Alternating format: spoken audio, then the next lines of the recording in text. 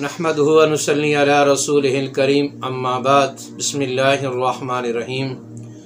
मुअज़्ज़ज़ ख़वातीन व हज़रात, अस्सलामु अलैकुम व रहमतुल्लाहि व बरकातुहू। आज की हम इस वीडियो में मुसाफिर के लिए क़ुरबानी के मसाइल को इंशाअल्लाह बयान करेंगे।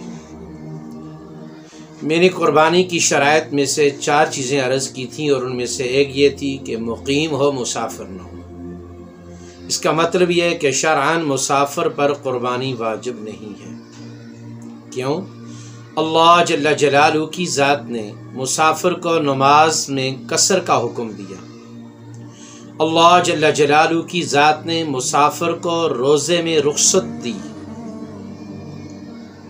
कि अगर रास्ते में तकलीफ़ का बाइस बने तो रोज़ा अफ्तार कर लो और बाद में क़ज़ा कर लो। बहुत सारे कामों में अल्लाह जल्ल जलालहू की ज़ात ने मुसाफिर को रियायत अता फरमाई, तो ऐसे ही क़ुरबानी भी मुसाफिर पर लाज़िम नहीं है। लेकिन अगर एक आदमी सफ़र में है और वह क़ुरबानी करता है तो उसकी क़ुरबानी जायज़ है, अगरचे शरअन फ़ुक़हा के नज़दीक वो नफल होगी लेकिन उसको सवाब मिलेगा। तो लिहाजा सफ़र के दौरान शरअन क़ुरबानी तो मुआफ़ है, लेकिन अगर कोई आदमी शौक़ से ज़ौक़ से करना चाहता है तो अल्लाह रब्बुल इज़्ज़त की ज़ात उसको अजर ज़रूर अता फरमाएंगे। तो ऐसे ही एक आदमी हज पर गया हुआ है तो हज के मसाइल में थोड़ी सी पेचीदगी है। एक हज के मौके की कुर्बानी, हज तमत्तो की कुर्बानी या हज क़िरान की कुर्बानी, उनके मसाइल हज के साथ ख़ास हैं। लेकिन क्या उस आदमी पर हज तमत्तो और हज क़िरान के अलावा भी कुर्बानी लाज़िम है या नहीं, जिस तरह आम मुसलमानों पर? तो उसमें भी देखना ये पड़ेगा कि वो आदमी हज के दिनों में मुसाफिर है मक्का में या मुक़ीम है, और अगर ये आदमी मुसाफिर है तो उस पर से कुर्बानी साक़ित है, और अगर ये मुक़ीम है तो जिस तरह हज क़िरान की कुर्बानी करेगा, हज तमत्तो की कुर्बानी करेगा, ऐसे ही वो वाजिब कुर्बानी भी करेगा साहिब निसाब होने की वजह से। तो लिहाजा मुसाफिर पर शरअन कुर्बानी नहीं है, लेकिन अगर वो कर देगा तो उसकी तरफ से उसको अल्लाह पाक अजर अता फरमाएंगे। तो इसमें इस बात को ज़रा अच्छी तरह समझ लेना चाहिए कि बसा औक़ात मसले में गुंजाइश होती है। किसी मसले में जब फ़ुक़हा का इख्तिलाफ आ जाता है तो ख़ुद ब खुद उसमें गुंजाइश बन जाती है।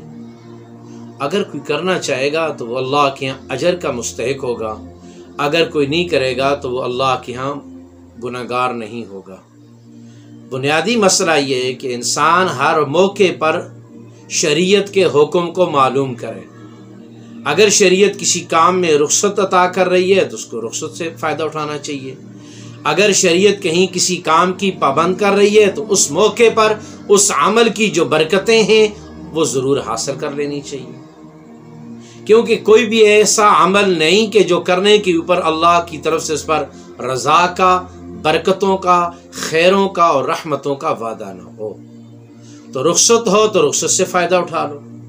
मसलन इसका एक वाक़या है। हमारे एक बुज़ुर्ग थे मुफ्ती ज़ैनुल आबिदीन साहब रहमतुल्लाहि ताला, तो एक दफ़ा सफ़र से वापस हुए तो फैसलाबाद शहर में दाखिल होने से पहले ही उन्होंने साथियों से फरमाया यहाँ नमाज़ पढ़ लो। तो साथियों ने कहा हज़रत घर जाके पढ़ लेंगे। फरमाया भाई यहाँ पढ़ लोगे तो सफराना पढ़ोगे, घर पढ़ोगे तो पूरी पढ़ोगे। जब अल्लाह ने रुख्सत दी है तो अल्लाह की रुख्सत से फ़ायदा उठा लो। इसलिए हमें अगर अल्लाह ने कहीं रुख्सत दी है तो हम उससे भी नफ़ा उठा सकते हैं। कहीं अल्लाह ने किसी हुक्म का हमें पाबंद किया है तो हम हुक्म करके रहमतें, बरकतें और अल्लाह की रज़ा को भी ले सकते हैं। अल्लाह ताला हमें समझ कर दीन को उस पर अमल की तौफीक नसीब फरमाए।